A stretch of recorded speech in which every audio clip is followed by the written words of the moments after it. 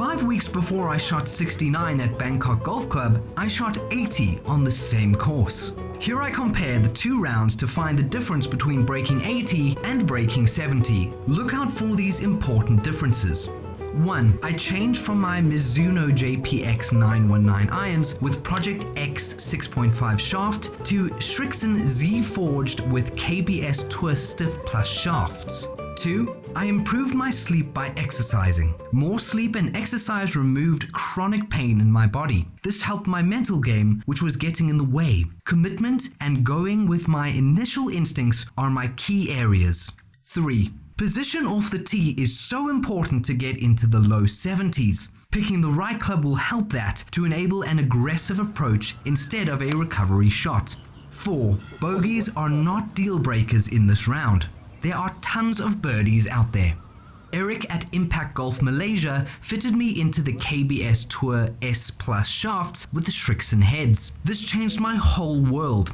I was poorly fitted for the wrong shaft somewhere else, and I played the Project X 6.5 shafts for a year. Eric saved my iron game. I hit 4 iron on the first tee in both rounds, but I don't think it's correct. I'd rather hit a 2 iron. Then I'm guaranteed to be in a good position without fear of a bunker.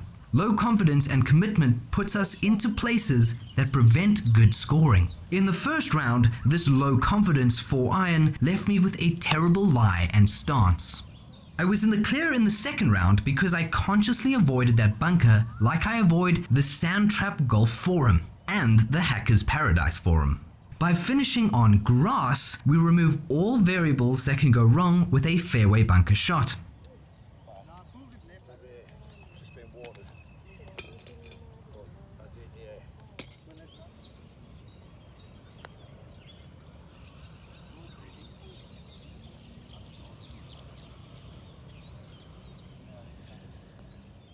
In the first round, I learned to just carry those 2 front bunkers and get the ball on the very center of the champagne mushroom-shaped green. In the second round, I knew what to do, but a little thought at the top of my swing shook my vibe. I doubted the shot and my commitment dropped to under 100%.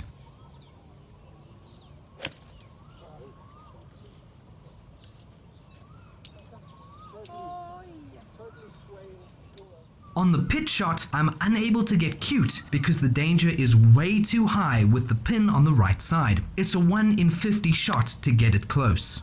I need to just get it on the green for a putt. This elevated my mood because of how in control I felt. Instead of depressing me with a stupid shot going at the pin and making a mess, I hit it onto the center of the green. Major mental victory. These tiny losses of commitment and focus make a huge difference between good and great scores. If we minimize them, we're gonna shoot much lower scores regardless of our goal. But moving on from them is more important than the poor shot itself. Once we move on from it, we must not repeat it, but let's look forward to the next shot as an opportunity to hit a great shot.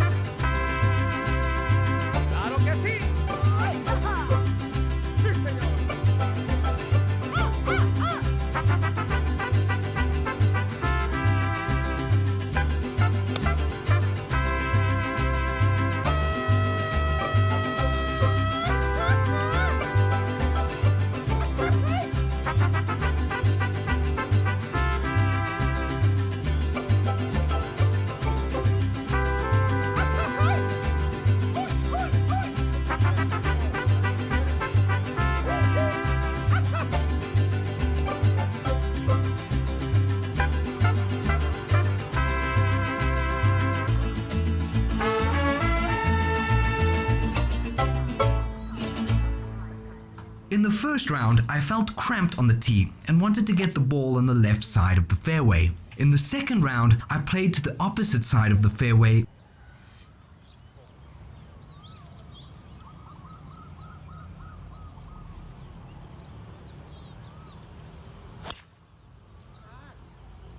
That's very high in the face.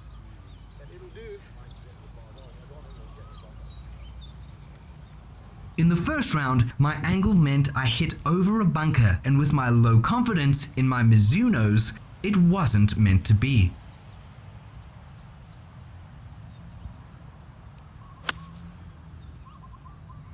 No, man.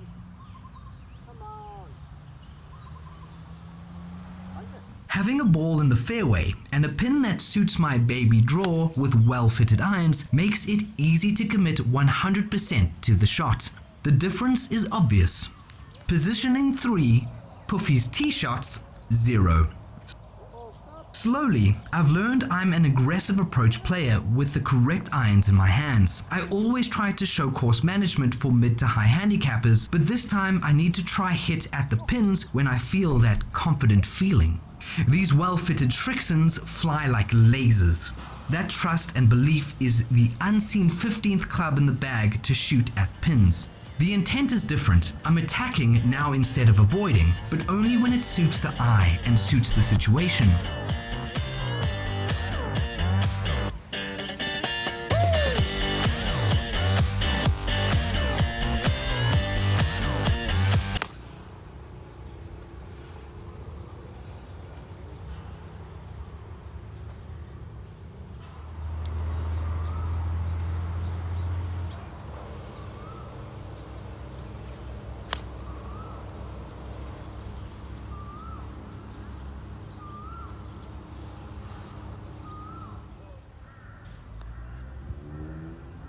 I played this hole identically in both rounds. Pitching wedge at the right edge of the green, commitment at 100% in both rounds. On the green, 2 putts, smile, GTFO. Gitfu. I started an intention in my mind to get the ball past the hole from now on with a long, smooth stroke of the putter. Leaving putts short is as annoying as my chicken wing. The first round was a 260-yard 2-iron. I don't need that shot here. In the second round, I remembered my mantra for the 2-iron. Noodle arms for relaxation and hit an identical shot just a little shorter.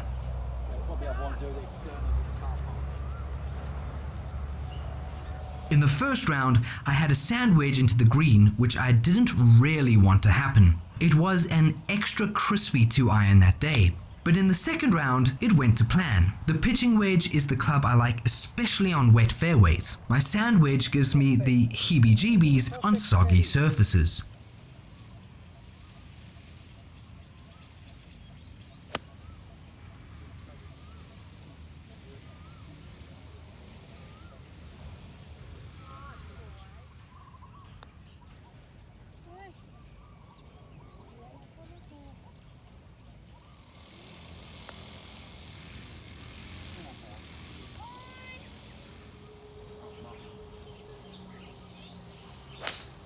I was going to hit the 2-iron on the tee in the second round, but the pull was in my mind from the first round. Ever notice how you can bring the bad shots to life if you imagine them too much?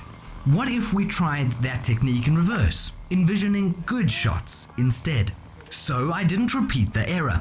I took a 3-wood and settled for the right side of the fairway. The mind is so powerful that if I hit the 2-iron again, I would have hit a pull for sure. In the first round, I made a mental note. I saw there was a lot of green behind the pin. This means when you shoot the distance to the pin, you know you can be aggressive because you know you have tons of space. In round 2, I knew I could land it at the pin if I wanted and it would still hold the green. When we're mindful of all the variables and outcomes, it's easier to commit to than a Hollywood marriage. Thank you so very much.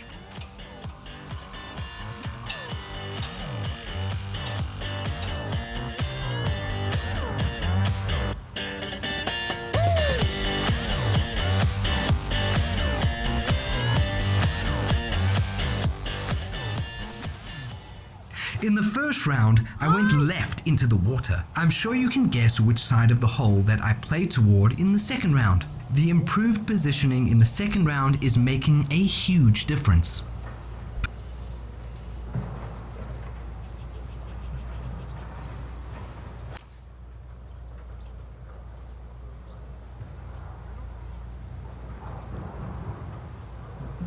Perspective really helps keep the mental game stable. I'm hitting my second shot from a high spinning lie in the sand, which I love. In the first round, I was hitting my third shot from a down grain lie in the rough, producing much less spin.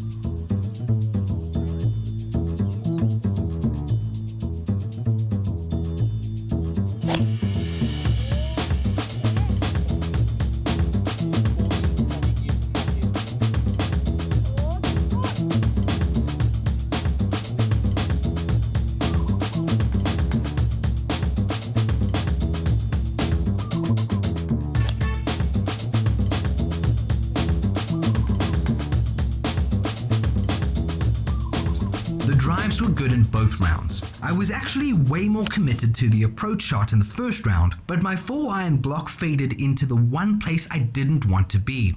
That's a short-sided bunker on a downslope lie onto a dome toward a pin cut close. I remembered from the first round that if I go over the green, I'll be fine, so I tried to commit to the back edge at 245 yards. I hit a low commitment shot, but got lucky and flew it into the bank over the water. Sometimes you just take the luck and run.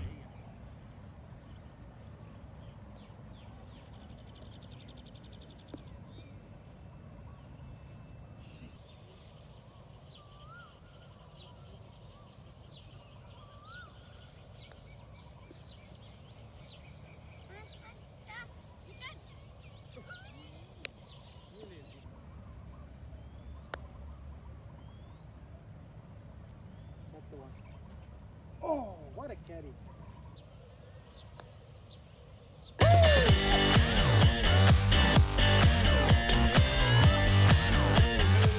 After the first 9 holes, my gameplay and score got better because of placement of the tee shots. It's not about the tee shots being longer, but they've been in better positions in the second round. The difference is staggering. I committed to my approach shots so much better on holes 1, 4, 7 and 8. The tee shots set up committed iron shots that helped me to be 4 shots better on those 4 holes at 2 under par.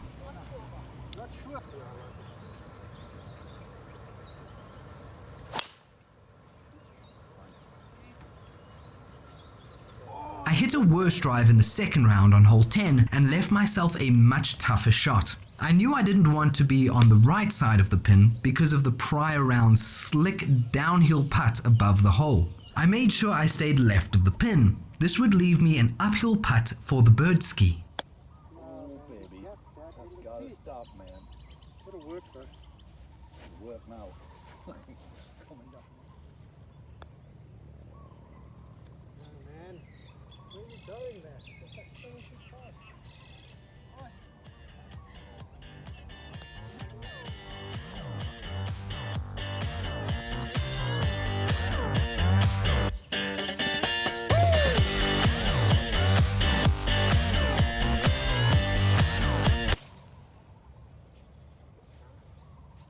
Come on, man. Get on the other side of that bank, please.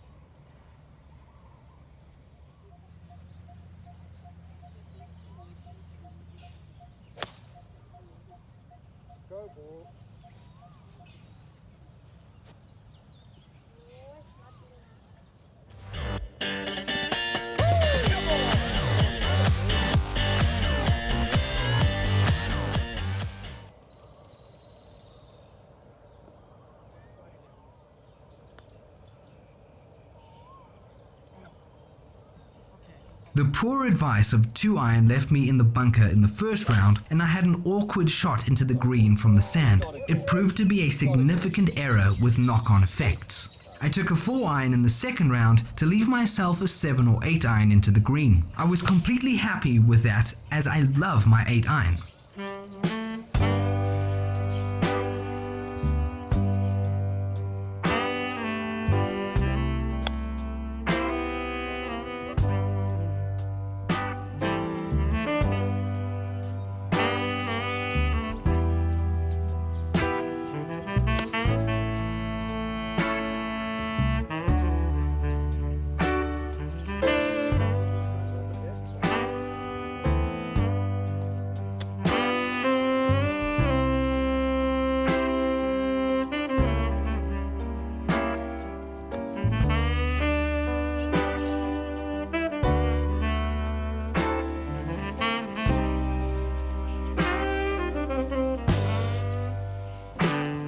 Taking a par here is one shot better than last time, so I'm smiling. In the first round, I leaked the tee shot a little to the right, which left me a tricky recovery shot. But in the second round, I wanted to go much further to the left side of the fairway to leave an easy layup for the approach. You'd need to hit it like a DJ to get home in 2 shots on this hole. The hole turns at a sharp angle and trees block the way to the green.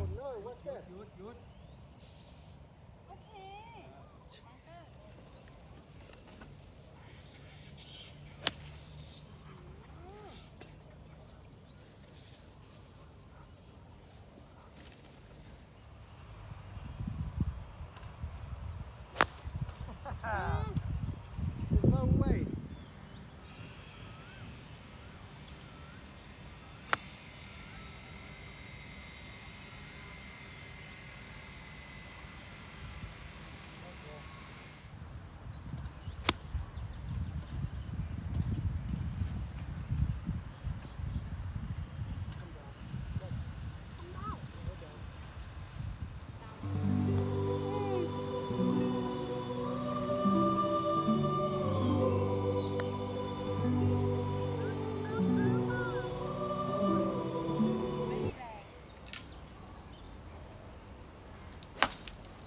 I hit a Puffy's controlled 7-iron in front of the green on the right.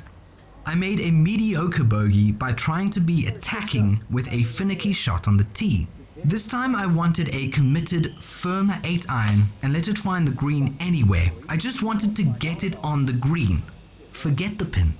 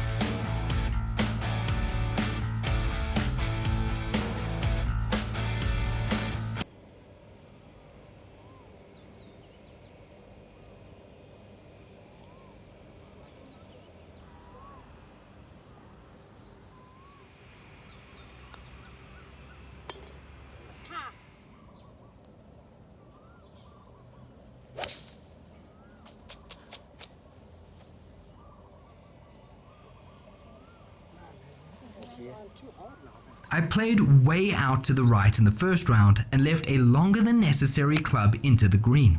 The same club on a better line reduced my approach by a long way. Knowing these angles from prior experience makes a huge difference.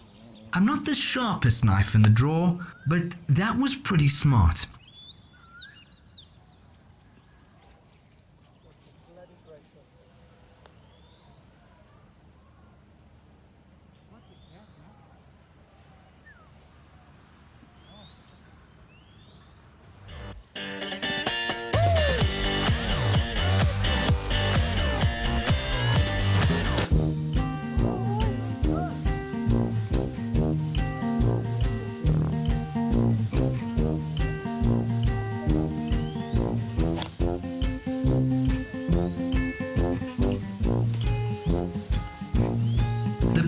continues of trying to play to the opposite side of the course compared to the first round.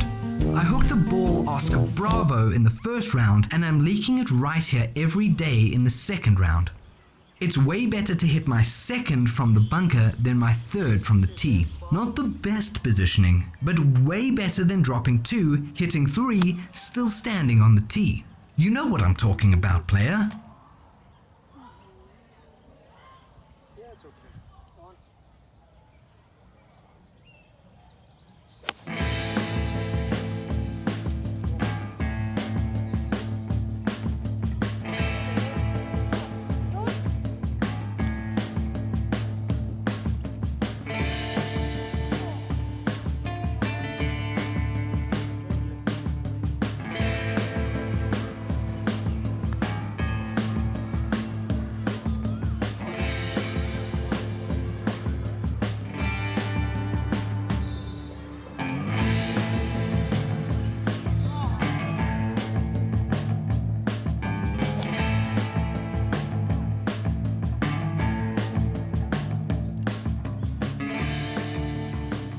The par 5 tee shot also followed the same pattern as I tried to avoid the bunkers on the right. I went for a sweeping duck hook, which also cuts the corner of the hole over water.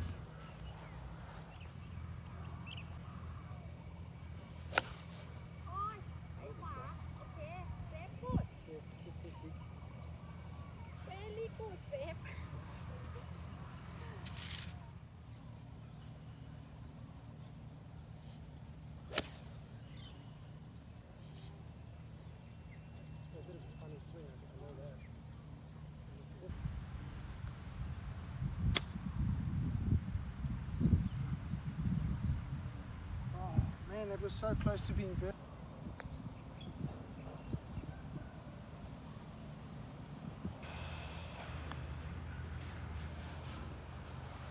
Why do you go right? I should listen to you.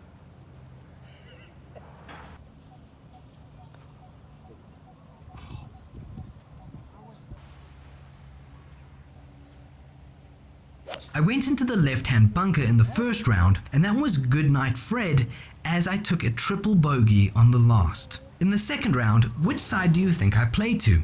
I'll give you one guess. Whatever happened, I was not going left. I was not tripling this hole. I knew I was playing well, but all I wanted was a par.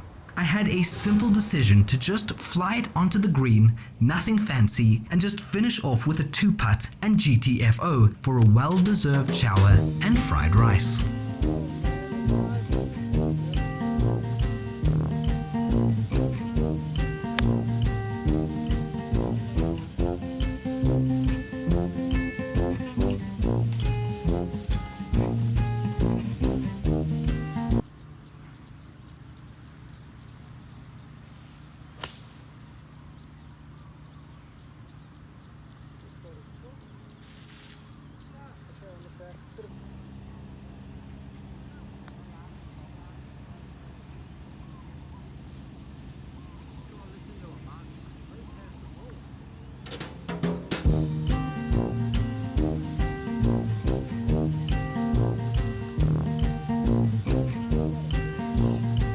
Position of the tee is critical. Not always longer, but leaving a confident club or shot into the green instead of a recovery shot is key. Having the correctly fitted equipment has taken my iron game to the next level. Exercise and sleep quality improve your mental well-being, as well as physical athletic abilities. This cannot be stated firmly enough. Exercise plus sleep equals superpowers. There are no two ways about it. Trusting your instincts and committing to them is easier when well rested and less agitated. Once you can get a ball airborne, consistent distances, the commitment and confidence is the defining factor. Fear, doubt, and lack of commitment is what stops us. I want players to be happy. Improved diet, fitness, and sleeping patterns will improve your entire world. I can't guide you on how to do it, but pay the experts to help you with your food intake, hire a trainer to force you to train, and treat yourself to a good bed. Thank me later. Become the player you were meant to be. Tomorrow never comes. Tomorrow is another day of self-loathing. Take action right now.